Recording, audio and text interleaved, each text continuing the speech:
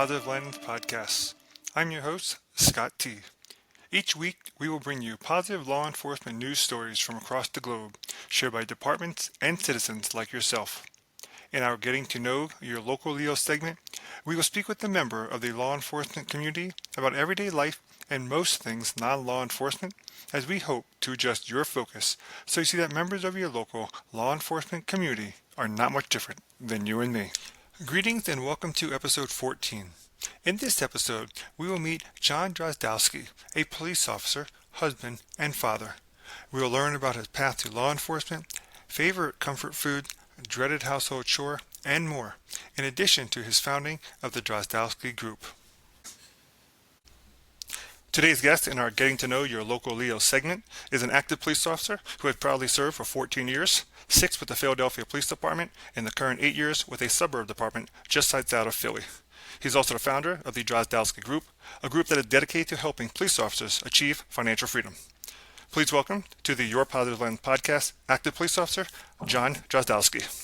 Scott, thank you, and it's an honor to be here. I appreciate it. I appreciate you being here as well, sir. Let me ask, before we get started, how would you prefer that we address you throughout today's episode? John's fine. John's fine. Outstanding. So we'll jump right into it, John. Just tell us a little bit about yourself and where were you born, where'd you grow up, and what was it like growing up in the Drozdowski household? So I am Philadelphia born and raised. I grew up in your standard row home, nothing big, nothing too small. Mom and dad, and I have an identical twin brother. And, if you know anything about where I grew up, I don't know if you've ever seen Kensington on any of the documentaries where it's kind of the East Coast drug capital of the United States. I grew up right next to it in Port Richmond. So just your average Philadelphia home, basically. Nothing too outlandish. And I played video games growing up with my brother all day. That's pretty much the extent. And we just played a ton of sports. So mom, dad they would go to work every day and come home. So my childhood was just like everybody else's for the most part. Outstanding, and I definitely want to get to you on the sports part of that because sports is one of those things that kids nowadays you hear less about. There a lot of times they're inside playing video games, but not outside playing sports. And you had mentioned in your book, and we'll cover that even a little bit later, that you did play baseball. So tell us a little bit about that. What was the baseball passion, the position you played? How did that all work out? So it was really just like a push growing up. So with my brother, I like I said, identical twin brother. So him and I were always on every single team together. And we started either like 3 or 4 years old. And we just played a lot of sports, and that kept us out of trouble. And then in the summers, when all the other kids that we went to grade school, maybe they were hanging out on the streets or the basketball courts, and they started drinking in high school and going a different path. We just stayed playing sports. So baseball was the main sport, and what happened was my whole life I played third base. I loved third base. I thought it was great. And I finally got to college, and the shortstop on my college team was injured. So he couldn't play for the rest of the year. And it was before the first game even started. So they winded up making some changes, and I said, "Hey, John, you want to play second base?" And I'm like, "Yeah, I want to play, but I have no clue how to play second base." So I was nervous. And I remember specifically the very first week in spring training down in Florida, if we had 7 games, I probably had 10 errors. Because everything that was hitting me, I was scared. I was nervous. And then I finished this season, I think, with 1 error after that. I finally got comfortable.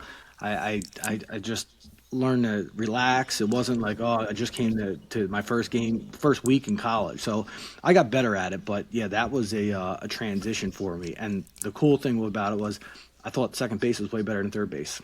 Really? So, yeah, I liked it. And the rest of my career, I flip-flopped around, but actually playing second base made me a better infielder than just third base. You went from the hot corner to being up the middle, where your range has to be greater at second base than third base. It does, and what people don't realize is your backhand being at third base, I was always going to the left side, so I had a really good diving side. But playing second base, you got to go to your backhand more. So then eventually when I went over to third base, my backhand was so much better. So I think everybody, if they're starting out the way I did, just have them play shortstop or second base to get the range better, and then go back to third base. I never really thought much about that piece of it, but when Alex Rodriguez went over to the Yankees many years ago, he moved from shortstop to third base, and Mhm. everyone talked about what kind of transition it would be, but it actually worked out well for him too. Yeah, it's an easier transition than going the opposite way because, like you said, it's the hot corner. So Yeah, it's either hit fast at you and you miss it, or you don't have any like too much time to think about anything. So yeah, and that would be my advice. Everyone start shortstop or second base. and you think about it, playing second base, you were in the middle of the action, which kind of brought you to law enforcement. You're in the middle of the action. What Yeah. inspired you to go into the career? So that is a whole nother issue. So literally, growing up, I have one uncle that was a sheriff, Okay, Philadelphia sheriff, and I remember he would always come over to my grandmother's, and he would be in uniform, and he'd have his old school revolver, and I always thought that was cool. But I don't know if that's what actually got me into law enforcement.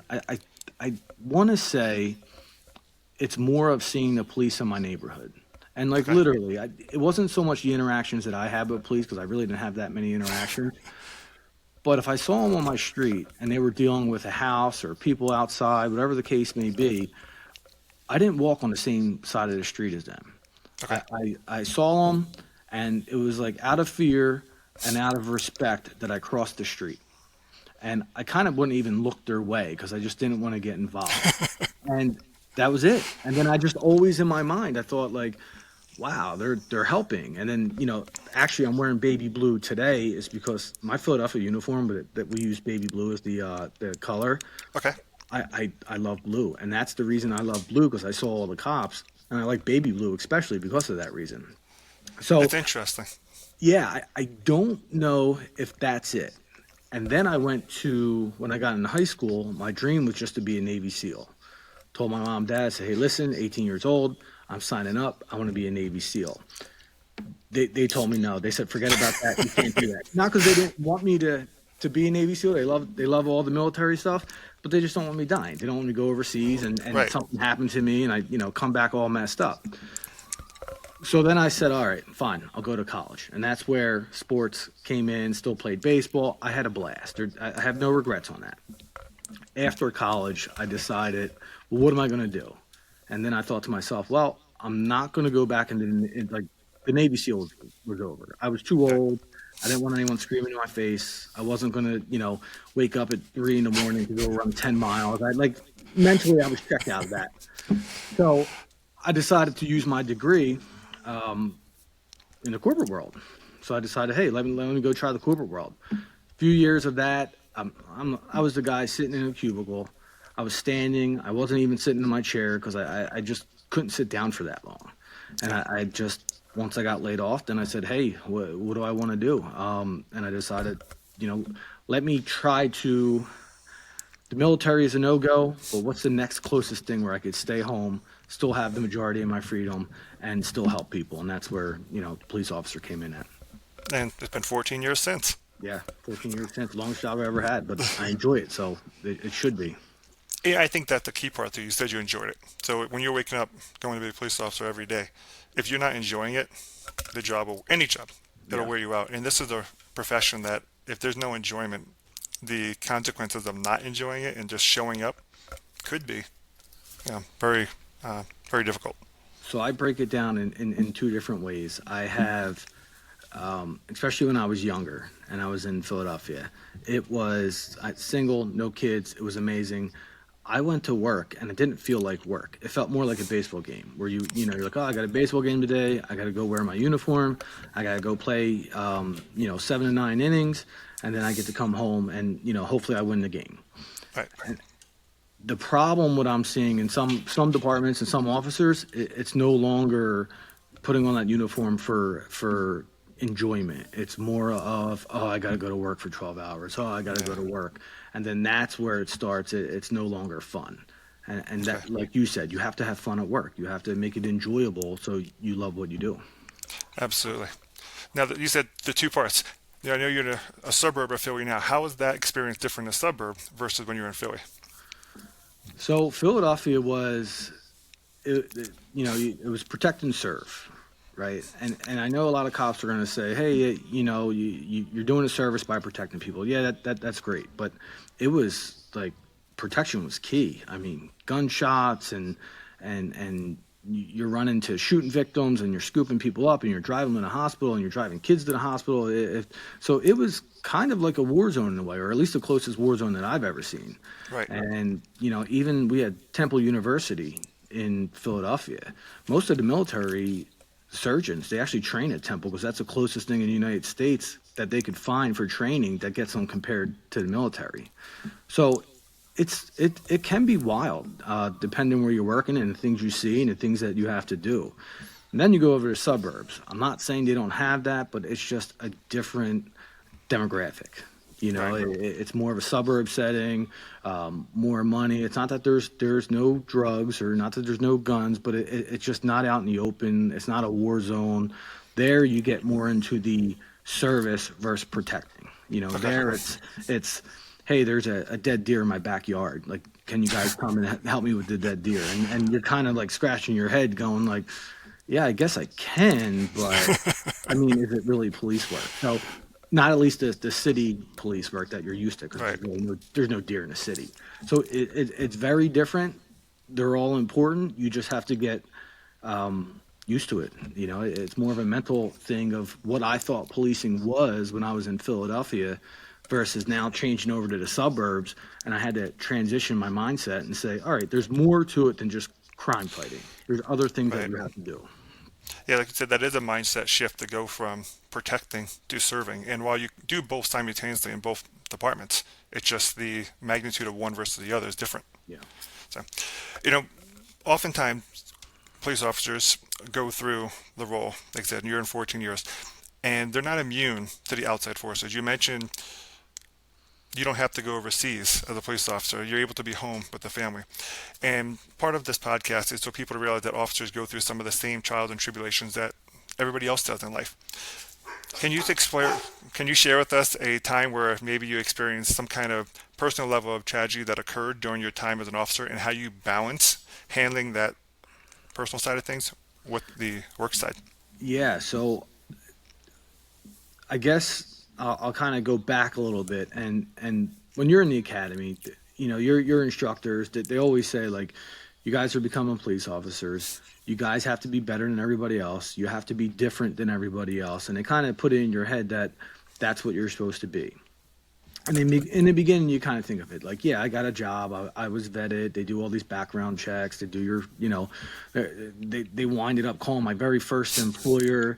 They found, ex-girlfriends that I couldn't even tell like where they came from. So like they do very good background checks. And it's unlike another job that maybe you could just get within a week after a couple interviews. But at the end of the day, we're all the same. Like we're all, what you do and what I do, everything's the same.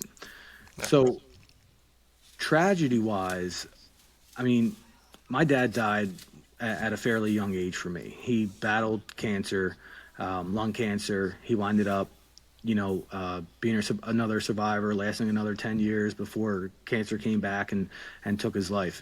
And for me, I went right back to work because I didn't want to sit around home. I didn't want to think about things. I went right back to work because work, and this is just like for most people, get your mind off it. And you could Right. go back to, if I'm chasing a criminal or writing reports, I'm not thinking about, the tragedy of just losing my dad at a early age. So that was the thing that hurt me. And I don't think there's a real, good way of saying how do you balance that with work, or how do you mentally prepare for that, or how do you deal with it.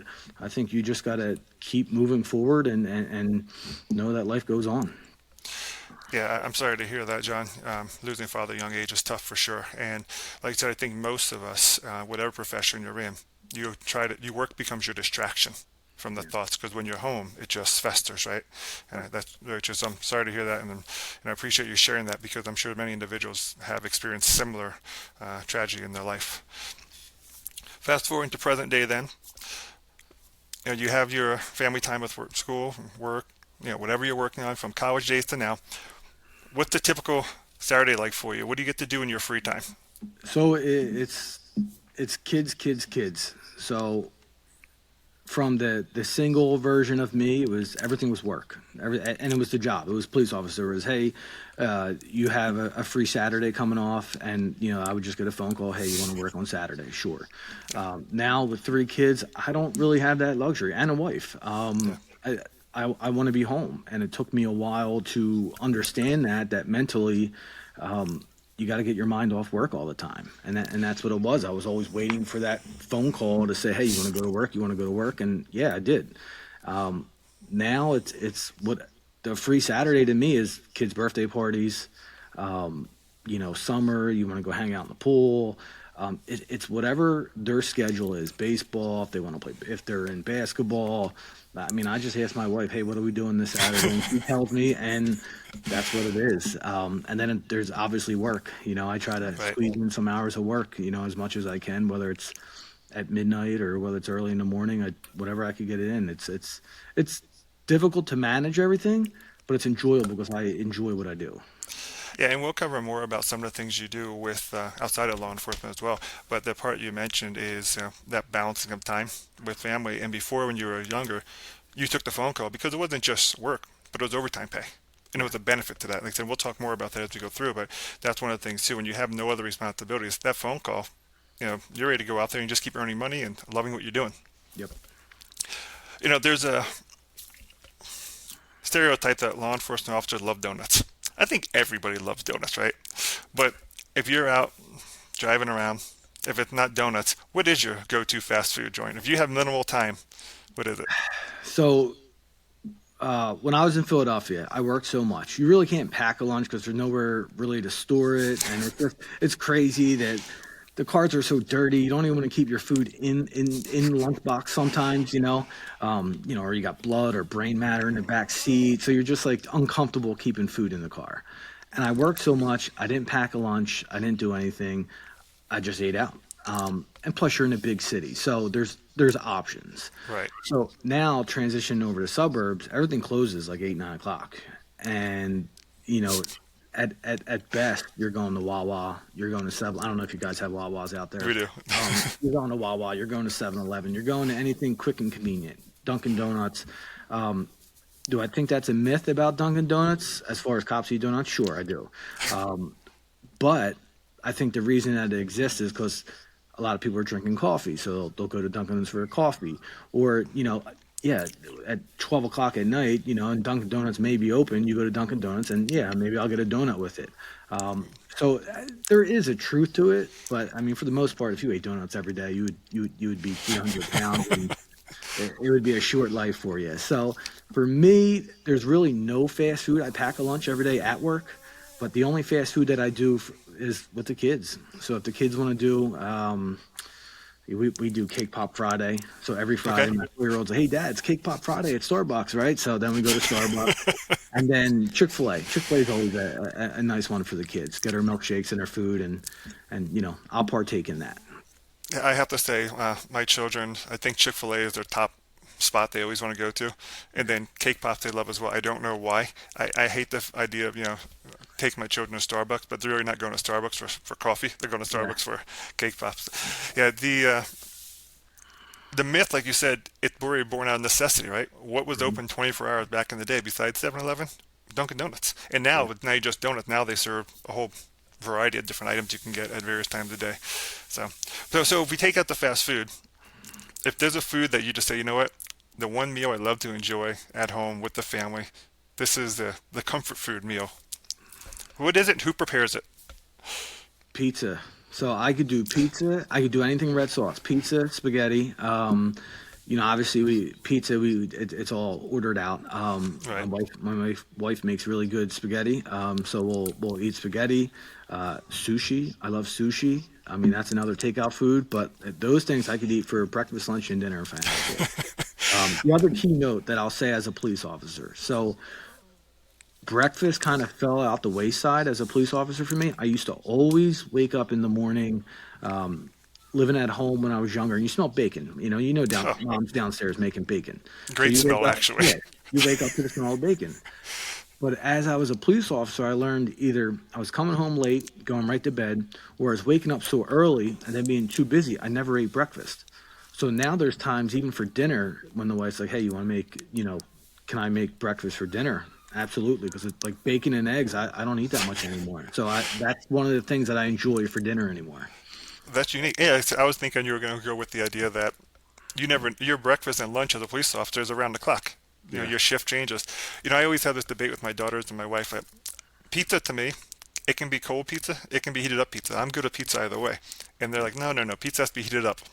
Yeah, debate. Yeah. Now, the pizza part of it, is it thin crust, thick crust? I mean, you're in Philly, but you have New York to one side, you have Illinois to the other side. You're in the middle of thick crust people and thin crust people. Pizza's all over the place here, so or all over the place. So like, yeah, they're depending on where you go, you could get your typical like Pizza Hut Yeah. pizza, or you get real thin crust, or then people try to get fancy, and I just or it's all over the place. But it's a good place to eat around here.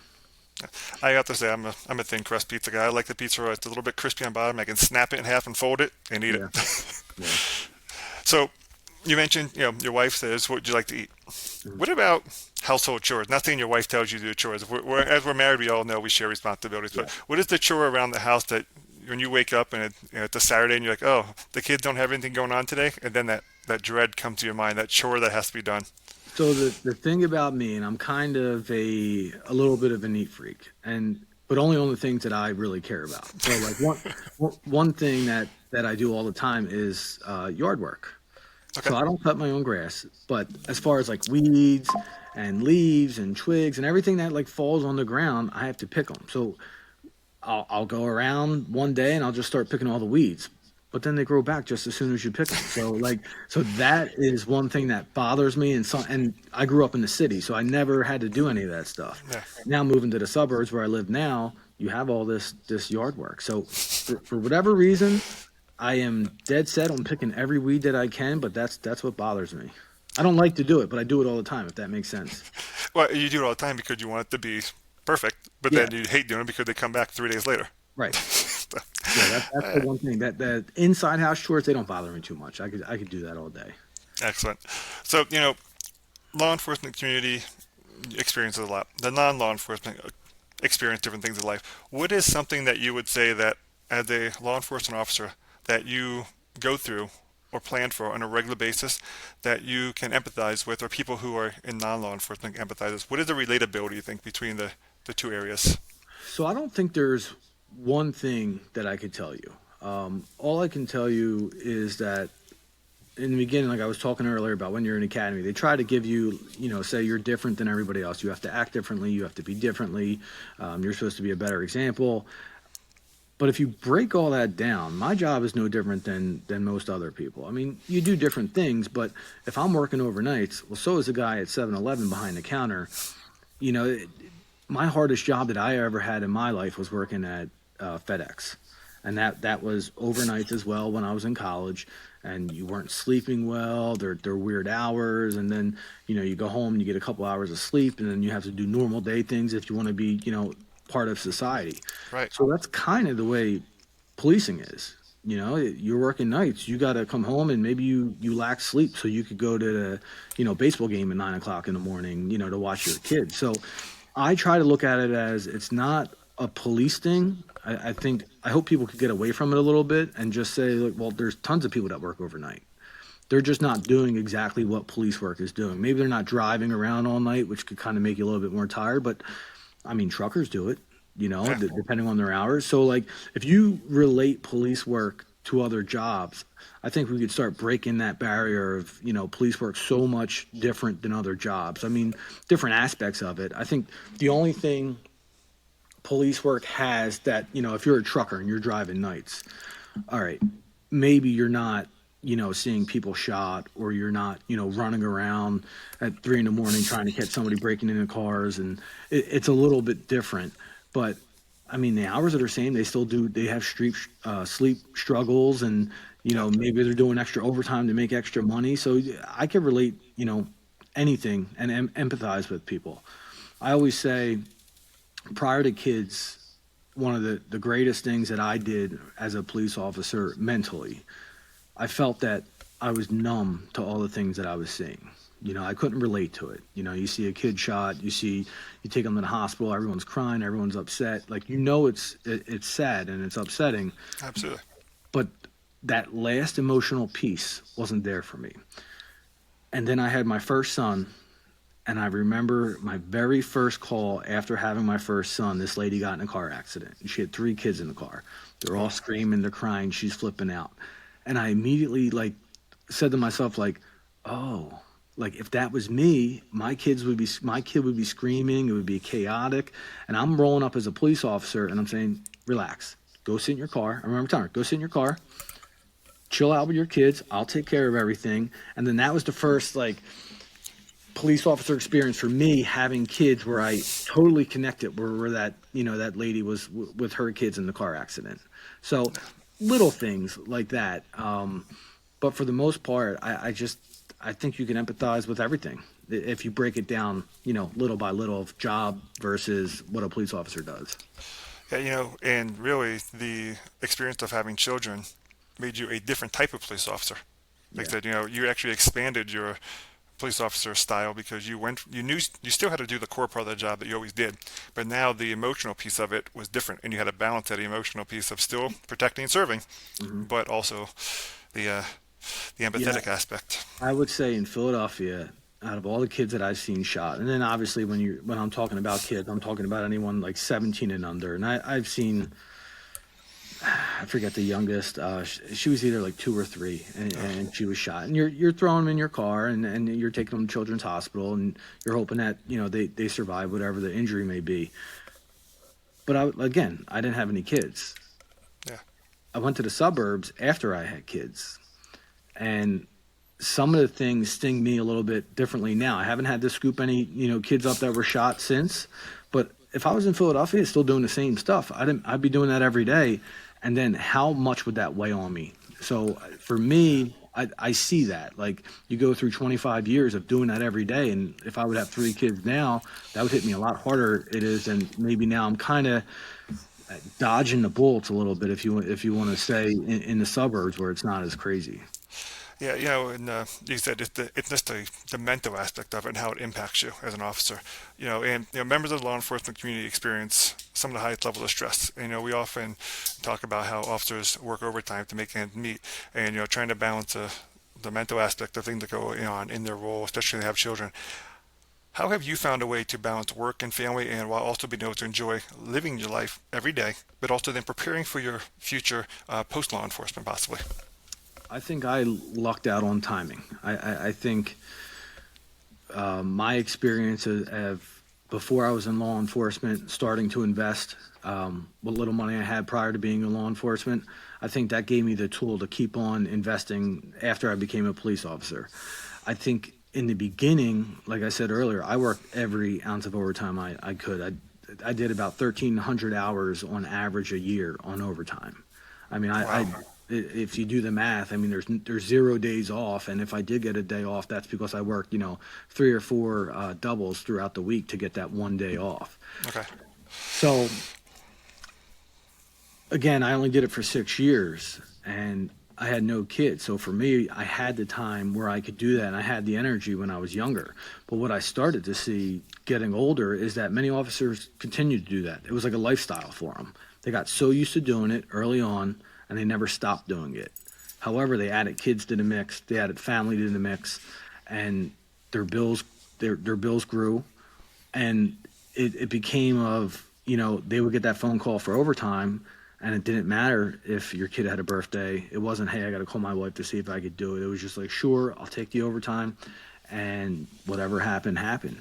And I've noticed, guys were working 30 years and they're still doing the same thing, but they're divorced once or twice. They hardly see their kids. They're miserable. They're either burnt out, or financially they're like, I have to work 30 hours of overtime each paycheck in order to survive. So I saw those signs with me early on. I even saw with relationships that most relationships didn't work out. And when I met my wife, she was kind of the same way, and she was the one that really brought it to my attention, like, hey, you keep doing this, because I was in Philly at the time. She's like, I get it, but when we have kids and you keep doing this, it's not going to work out. So then for me, she was like, well, why don't you make the switch to the suburbs where you'll get paid a little bit more and it's not as crazy and maybe you won't work as many hours as you do now. And for me, it was like immediate. It was an immediate connection as far as I don't have to worry about them calling me for overtime. Like because if I got that phone call, I didn't have the willpower to say no. It was sure, sure, sure, sure. So when I switched, some suburbs don't have that much overtime. Sometimes they do, but when you're in a big city like Philadelphia, it's Phillies games, it's Eagles games. There's always something going on. Right. So for me, it was just removing myself out of that because I saw what was going on, and I still see it in the suburb departments. Guys are working 20 to 30 years and they're burning themselves out the last couple of years to maximize their pensions. And I understand why they're trying to do it. But in my mind, I'm going, if you're 55 years old and you're working all this overtime just to maximize your pension of an extra $200 a month per paycheck, it's not worth it because you're destroying your health more, not being around your family. But if you start it financially, as a young officer doing certain steps, you would never have to do any of this stuff. And for me, I have so much more free time because of the path that I've taken, but I don't think I planned for the path. I think yes, I did certain steps early on, but that's only because I learned investing before I became a police officer.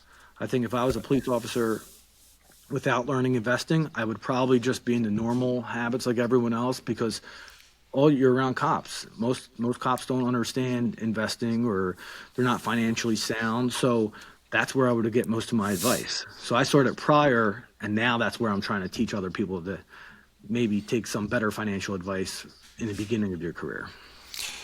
Tell us a little more about that. We talked about earlier. You founded a Drozdowski Group, and you talked about officers trying to create financial freedom for their future, and it does affect their mental well-being as well, their overall well-being. So tell us a little bit more about the group and how it's actually being utilized to help officers obtain financial freedom. So it's basically I started the Drozdowski Group in 2023 in November, and it's not even hard work. It's just a reflection of what I've done throughout my life. And for years, if I started, I started investing in 08, 09 when the big recession hit, and I saw how much money you could make, just by watching CNBC. I was watching on TV, and I'm like, how are these guys making all this money? And they're talking about things that I don't even understand. So I got interested in it, and because of being a police officer, when I started in the police academy, that was the biggest paycheck I ever got. And what you'll hear from cops will say, if you're a police officer, you're never going to be rich, but you're going to live comfortably. You're going to have your pension, which most people think that's enough, but really it's not. You have to do more than that. But what I'm trying to teach cops is if you put money away, and most people do this financially, they just go through advisors and they charge your fees and all that other stuff. But if you put money away and you do what I did, and it doesn't exactly have to be what I did, but you pay yourself first, you put money away, you see it grow. And prior to kids, it worked out for me because I could just invest as much as I can and the bills weren't there. Guys that I'm talking to now and girls that I'm talking to now as police officers, everybody wants to get rich quick. And I try to tell them, that's just not how it works. I mean, it's nice if you hit the next, Bitcoin or crypto or penny stock or whatever it may be. But I was like, you don't even have to do that. I mean, last year, what was it, like 23 or 28% the S&P did? Yeah, It's phenomenal. It's a phenomenal year. And, some people see it as like, well, it's not enough. I want, 100% or 200%. But back to the mental health piece, I burned myself out in the beginning, but I was young and I could do it. And now financially, and this is what I'm trying to teach, is that you don't have to do that for your whole career. That your pension should be like icing on the cake by the time you retire. It shouldn't be your only source of income. And then when you get that phone call and say, hey, you want to work overtime? No, you tell them no. The power of no is great because you know that you don't need that money anymore. Absolutely. So for me, mentally, my life has changed. I don't let the job control me anymore. I love what I do, but as far as the job doesn't control me. And it's like, no, my kid's birthday is this weekend, or the kid, even if I just don't want to work, I'm home more. And family life, it's so much easier. My wife's not stressed out as much the way, she used to be. And I get to see my kids. They like cry when I go to work. They're like, no, daddy, you can't go to work. And I'm like, I gotta, I enjoy it, but I don't have to force myself to go to work Right. when I don't have to. Yeah, you're able to go the hours that you're expected to go as part of your standard role as a police officer, but you don't have to pick up every shift that comes your way. Right. So, so what are you finding some of the obstacles that officers are giving you pushback on when you try to educate them on this and they just don't see that vision that you are trying to show them? It's and I look at it from the way I grew up. My mom, dad, they went to work every single day. They saved every penny that they could. We didn't take many vacations, but they didn't invest. And looking back, that's where they hurt themselves. They had all that money sitting in savings, and they just never invested it. So when I talk to officers today, especially the older ones, they're set in their ways. They're kind of like, I got my pension. I had my 457B. I have things set. And then when I try to talk to them about, like, well, do you talk to your advisor every year? Do you try to have like a game plan? And they're like, no, I just whatever my advisor set me in, 20 years ago is what my funds are still in today. And yeah, right. And for some of those officers, they're all in like a money market or cash, because throughout those years, the company either transitioned to another company and they defaulted into a cash account or whatever the case may be. And I'm scratching my head going like it's simple 101 money. You just gotta, like anything else, if you want to be healthy, physically, you got to go to the gym, right? You don't have to put a lot of work in, but you got to do something, or you got to watch your diet. And for cops and for money, think about it this way. So most people don't want to waste money, right? But most people know how to change your own tire. They refuse to call somebody to go and say, hey, I'm going to charge you $100, $200 to change your tire for you. Well, for me, that's the same way as investing is. You pay these fees for somebody to manage your money, and they may never even call you. They may call you once a year, say, hey, you're going to contribute, or you're not going to contribute. But that 0.5% or whatever they may be charging you year after year after year after year, people don't realize that could be $100,000, $200,000, but depending on how much money you're putting in. Right, absolutely. And that's what they've been doing for years. And I just scratch my head and say, you don't want to pay $100 to get your tire changed, but yet you're willing to pay $100,000 or $200,000 because you don't know enough about investing. But if you took the time to learn it, it's really not that complicated. So that's where I try to go with the Drozdowski Group and try to get guys a little bit more hands-on with their money so they could save themselves some extra money. Now, are you seeing the shift where the younger officers who are coming in are starting to be more receptive, or do you think because of this, we're talking about two different generations of officers, but also two different generations of people. And, and the younger individuals who are going to law enforcement now may have a different mentality about law enforcement or a mentality about what's owed to them as a society. So are you seeing the shift in how you're educating younger officers versus older? There is the shift. I think the older officers are your conservative officers the way they've always been. Middle of the pack, I would say it's like a 50-50 split, and I consider myself more of the middle of the pack. But the younger officers coming in, I want to get rich quick. Crypto is obviously a big deal, and I think that crypto is that's nothing that's going away anytime soon. That's here to stay. And I've even throughout investing, a lot of guys have asked me, they say, what do you think about it? And in the beginning, I always liked it, but I would never say anything about it because I'm like, it's still kind of fairly new. But wherever you look, people are making tons of money off of it. They are. People are also losing tons of money off of it, depending on what you're doing. But if you could stay,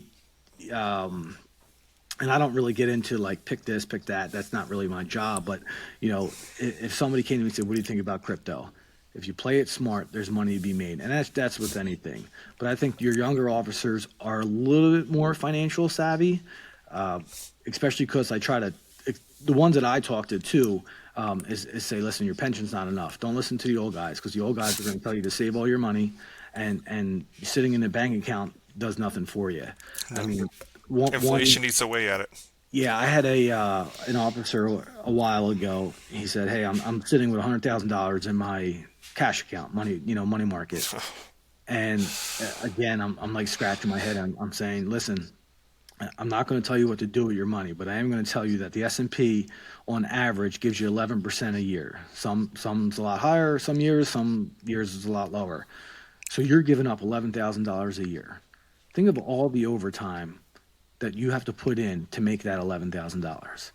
And like Yeah. they start scratching their head and they go, yeah, that's true. I was like, and if you could, you're never going to touch that $100,000 and you don't need it right away. Throw it in the stock market. Let it earn you more money. And people just aren't used to it. So it's kind of just changing everyone's mindset. I think the younger officers coming in, they're a little more accepting of it, Right. but still, and I don't like to generalize people, but I look at myself. My family never did that. They never invested. It was just work, save, work, save, work, save. And most people don't even save. It's just work, spend, work, spend. Works, Ben. And it's just changing that mentality where it doesn't have to be that way. The newer guys, my number one pet peeve on the newer guys that come in is buying that, $70,000 truck. I'm telling you, it's everywhere. It's not like if you just go to Texas and they're like, everything's bigger in Texas, let me buy a big truck. Right. It's people, they come in and they see everyone else driving these big trucks for $70,000 and they go out and they buy it. They're like, hey, I got a steady paycheck now. This is just seems what everyone does. I probably want to be well liked, so let me go buy, a big truck. The worst thing you could do. It's the worst thing you could do.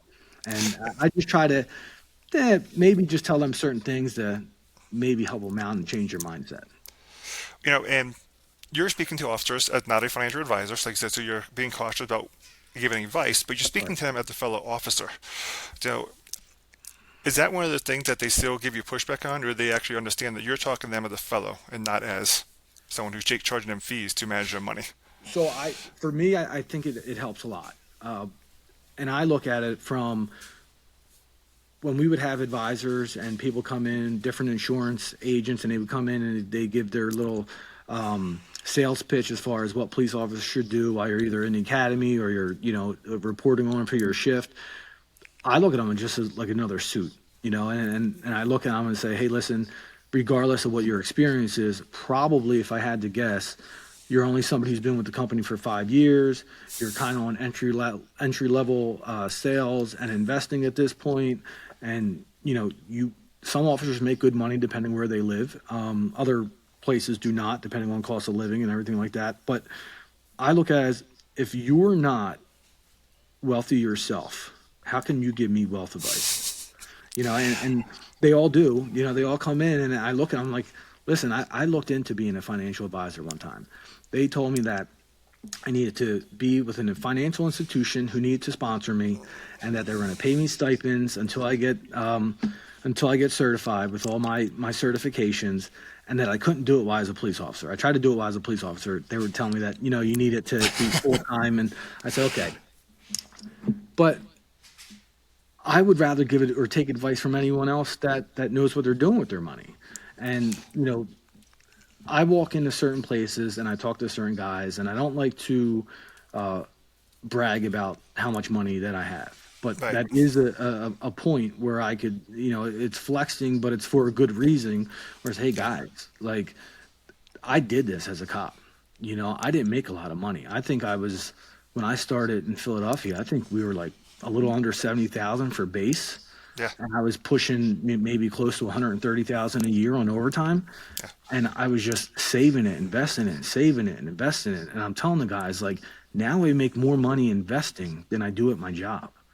Right. And like their mind is like blown in a way. And I said, I'm not an expert. I'm just a guy that kind of cared about my finances. And now I'm just trying to teach other people on how to do it. So it's not complicated. It's just you got to stick to your plan and stick with the process. Now, you've written a book, John, right, about this for officers, and it's not just officers. We know we're talking about officers, but you actually are willing to work with any first responders too, who are interested. Just law enforcement, where you're in, and that's who sees it. So, individuals who are interested in learning more about the Drozdowski Group, learning more about what you're offering, how can they reach out to you? How can they connect with you? How can they download the book? Like I said, I read it myself. It was a an easy read, and I appreciate easy reads because my attention span for long reads is not always good. So I appreciate it. It was an easy read. It was very straightforward and simple instructions to follow. So how would you communicate this to others who are Well, interested? you could find it at the drozdowskigroup.com. And then obviously with social media, I try to be on as much social media as I can. Um, your LinkedIn, your Facebooks, Instagrams, X. I try to do a lot of them that I can. So you could always find it. Um, I don't try to hide anything. The book, like you said, I wrote it because the message is hard to get out to people. When I kept everything to myself before I even officially formed the company, you would talk to officers and I would talk to certain people, and nobody wants to be told what to do with their money. Where Right, right. everyone thinks that they know what they're doing, or no, I already have a plan, I already have an advisor. And I'm just trying to give advice as far as, strategies on what to do or tips to do as a police officer. Now, as far as helping first responders to police officers, I'll help anybody. I mean, I know there's organizations out there, and I know it was First Generation Investing, I believe, or First Generation is the organization called. They go to high schools and I believe colleges too, and they try to teach students. But Nice. I'll help anybody. But the thing is that I'm always around police officers and I see the struggles that they go through. So for me, it's easier. And I already Yes. know I know what their paychecks are. I got the It's not a secret. minimum. Yeah, it's not a secret. I know what you're making. And then you can't tell me that you can't do it because I know. And then when they say, well, I got kids. And I say, well, listen, I got kids too. And even though I make more money, I still try to spend my paycheck. I don't try to splurge on things, but mentally, it's so much easier knowing that you have the money if something comes up that you're not. I got to work, three more overtime shifts just to afford it. I already know it's there. So Right, I'll right. help anybody. I just kind of focus on police officers and first responders because that's who I'm surrounded by, and I know mentally it'll help them out. But back to what you were saying about police officers and first responders are no different than anybody else. Everybody has money problems. I mean, divorce rates are 50%, and they said the majority of it's because everyone has money problems. Yeah. So, I mean, it's I could help my next door neighbor if they want.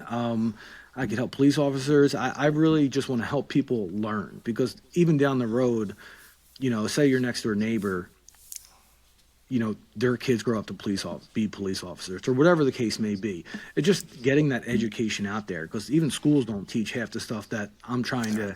to strategies and hey, just save a little bit of money, invest a little money. Schools don't teach that. No, they So don't. it's just something that needs to be done.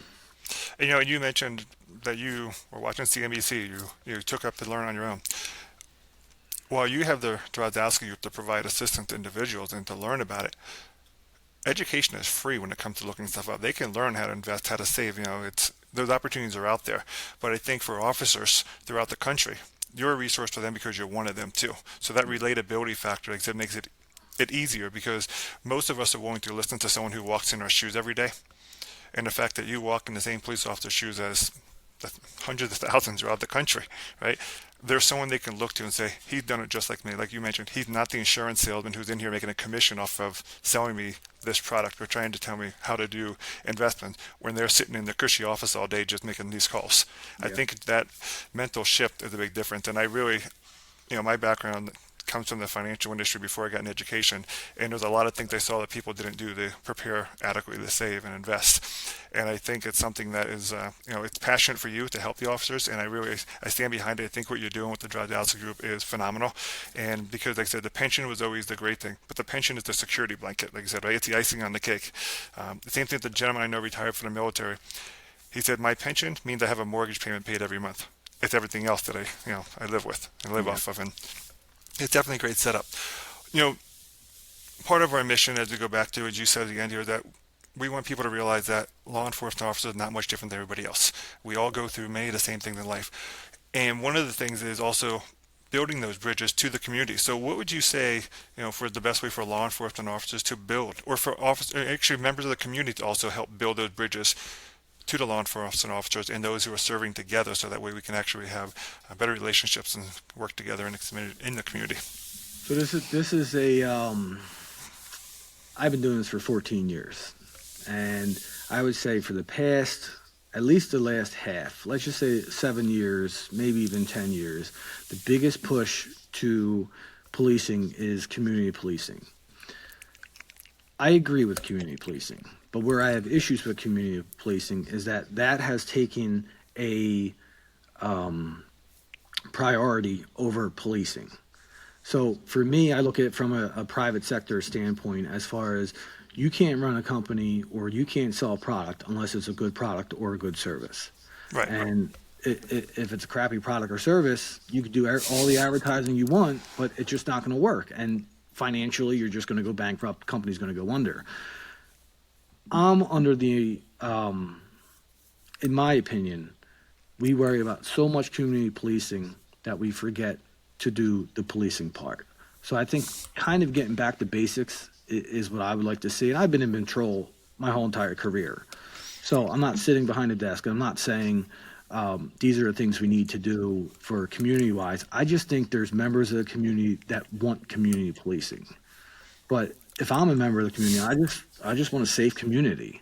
Like I don't want to interact with police. I want it to be truthfully. I want it to be the way I was when I was a kid. I want it just to try to live in the best neighborhood that I could. I want to make as a police officer. I just want to keep everyone safe. And I think if you can instill a safe community as best as you can, and the community sees that you're really out there trying, then they respect you more. And if your community's not that safe, they're going, well, at least those officers, they're out there, busting their butts and they're trying it all they can. I think that's how you get respect more versus just doing the community policing and then you're forgetting about all the other stuff. I think we need to focus back on the base. It's kind of like baseball, right? So if you go through a slump, they want you to go back and work on your T work and work on the basics, and then hopefully it gets you out of your slump. And I think we kind of, as police officers and organizations, need to take a step back and say, let's get back to basics. Not forget about community policing, but just don't make that the priority. And then, your other stuff is struggling as far as, patrol and crime and the things that people want to see. Yeah, the byproduct of good policing is good communities. Yeah. And like I said, as a kid, you went to the other side of the street when your officers were there, right? You didn't want to give them a reason to bring you into it per se, and you respected them. What is true, because if you are safe in your community, you feel comfortable in your community, you'll feel comfortable also talking to an officer if you need to. You'll feel comfortable reaching out in a time of need, versus the opposite. If the community is unsafe, you don't know what's going on. That's a great astute point there, John, because you do hear the emphasis on community, community, community, but it's a marriage of the two, and policing is what you're actually hired to do. Right.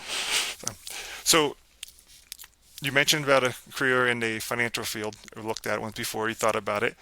So if you had to do all over again, though, would you still pursue the career in law enforcement, or would it be a different path for you? I would. I struggle when I go back to whatever my regrets may be. Would I want to join the military as soon as I hit 18? That would be my thing, Parting was that I really missed that cool part of my life at 18, and maybe I should go back and try to do that. But going forward for policing, I'm having a blast. I wouldn't change anything. I would still do it. I think where a lot of cops, because when you ask that question, I'm sure a lot of people are saying, no, I wouldn't do it. Especially the older officers that I talk to, they say the game's changed, public doesn't respect you, the job's changed a lot. So a lot of people will tell you probably no. But when I'm saying, yeah, I would, I guarantee you I could go back to where I work and they'll be like, oh, you're crazy for saying that. And I'm going to tell them, I'm going to say, am I? Because the way I look at it is my years as a police officer were different than their years. If they get caught up in the job and they're living, overtime shift to overtime shift and working on, burning themselves out and mentally just, checked out and their life is just spiraling. I'm like, well, I didn't have that experience because I slowed everything down, and financially I didn't have to do all that stuff. And I changed the course of my career where I'm not falling into those lines, like mentally I'm here, I'm not worried about, drinking. I don't drink. Suicide rates, that's a thing that people talk about a lot. Suicide rates with police officers. I don't have those mental issues. So like my career, I don't feel I'm damaging myself physically and mentally the way a lot of people that would say, no, I wouldn't do it again. The only thing that I think I can't change, the question that a lot of people say is, would you want your kids to be police officers? That is one that I struggle with. And I would never tell my kids not to be police officers because even now they run around the house and they go, "Hey, Daddy, you're locked up," or "I want to be a police officer." I mean, so I like it because I think kids need to get back into that police officer cool in order for more people to want to be police officers. Right, absolutely. But I did it as a so kid a lot myself, running around pretending to be a police yeah, officer. I love it. So there was when I was in Philadelphia, there was probably I was younger, so maybe like 4 years in. I went to my partner and I went to his kid's kindergarten graduation.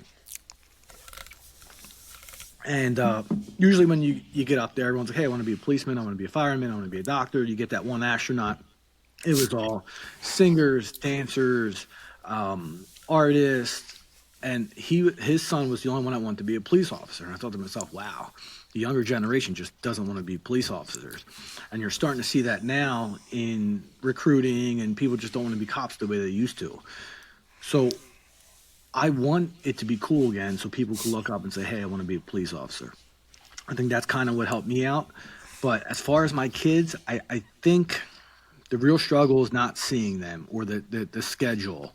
If they could live the life that I did, mentally keeping everything in check, then I'm all for it. But they have to realize that you may not be home for Christmases. You may not be, Christmas Eve is a big one with my family. You may not be there Christmas Eve, and if they're okay with that sacrifice, which I'm okay with for now, but I don't know if at this point in my career, my kids are still young. I'm okay with it. But maybe in another 10 years when I'm, missing certain events because of my job, I might take a look back and say, maybe now it's time to retire but I could do that. Most people can't do that. So Right. I think I would still do it again. If my kids want to do it again, they could do it. I would just kind of fill them in on some of the sacrifices, the hidden sacrifices that nobody actually looks at when they're filling out the application. Yeah, you hit one on the head, Christmas Eve, birthdays and stuff. If that's just part of your regular schedule, that's not the overtime shift. That's just your schedule that you just Yeah. can't, say no to, right? That's a whole different setup. And, and I'm glad you brought the children up because that's one of those things that you're living it, but then your children. However, what's allowed you to enjoy it is you prepared for your financial future beyond the law enforcement, beyond the pension, right? And I would have to believe that you'll be preparing your children also to invest properly. So no matter what career they go into, they always have the investment component of it as well. So if they choose law enforcement, great, but they're setting themselves up. They don't have to take every overtime shift. And that alone, you mentioned a few times throughout today's episode, is that the mental well-being is so crucial. And I know you mentioned LinkedIn, and I know you've posted some stuff on LinkedIn I found captivating where you reference the suicide rates and how much they've changed over time and what they are with law enforcement. And that mental fitness is so crucial. And if individuals are going into it, the expectation of what could come has to be real. Yeah. So, but I appreciate you going into more detail on that answer there.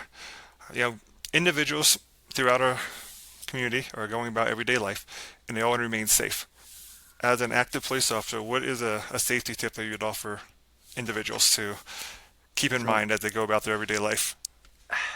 there's always a lot of different ones that you could pinpoint, right? But for me, that's an easy one. Don't or first of all, lock your car doors. Okay, lock your house. I don't care where you live. Lock your house. That way it doesn't make it easy for people to just jiggle your handle, see it's open, steal something, especially with your cars. Stop answering phone calls from people you don't know. I mean, everyone has caller ID, and if they say they're from wherever, some company for XYZ, and they need to fix something, nobody calls for that anymore. So stop answering phone calls that you don't know, and stop clicking on emails that you have no clue where they're from, because they're all scams.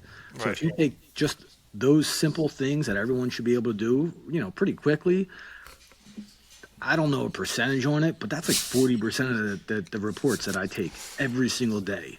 And then you could free me up to actually go fight, better, more crime than worry about taking reports over, oh, I answered this phone call and then I clicked on these links and then, I left my car unlocked and they stole all the stuff out of my car. I'm like, well, if you just locked your car, then we wouldn't be here.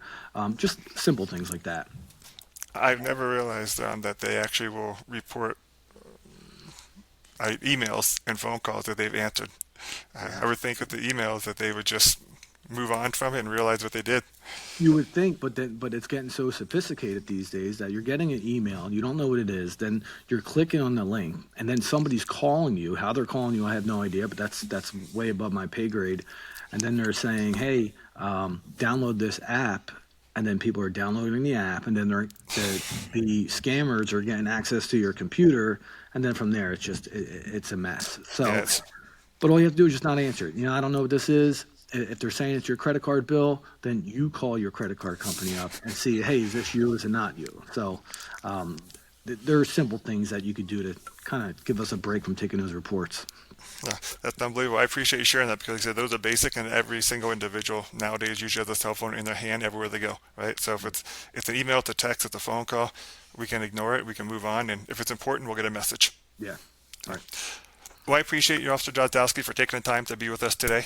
I really enjoyed this interview, especially the insight you shared. The Drozdowski Group, I think, is a phenomenal setup that you've created to help with local first responders and law enforcement officers. And you provided some insight into the law enforcement community that I think will help other individuals who are not currently members of the community see that, like everything, officers in the community are just like everybody else. So we appreciate you taking the time to be a part of the episode today. Wish you much continued success in your service and really, truly appreciate what you do. Thank you, Scott. I appreciate it. And again, I appreciate what you do to try to help us out to make policing cool again. And yeah, I'm going to go upstairs with my kids. We're going to go build a snowman, and then I'm going to go to work. I have to night shift tonight. So Well, I know you're in the Pennsylvania area, so stay warm. I know you had some pretty cold weather coming through yesterday, yeah, today, and tomorrow. yeah, hopefully that's it. I think it was we had 3 snowfalls so far. That's enough for me and shovel. It was a pleasure speaking with you, and I look forward to a future conversation we might have as well, sir. Thank you, Scott. Have a good day. You too. If you liked this episode, follow us on Spotify, Apple, or wherever you get your podcasts. Provide us your feedback in the comments and leave us a rating or review.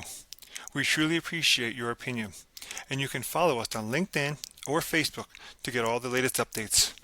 Remember, you can always find places that will share negative law enforcement news stories, but here at Your Positive Lens, you will only find your positive law enforcement news stories. Once again, I'm your host, Scott T. Thanks for listening, and we'll capture you on the next Your Positive Lens.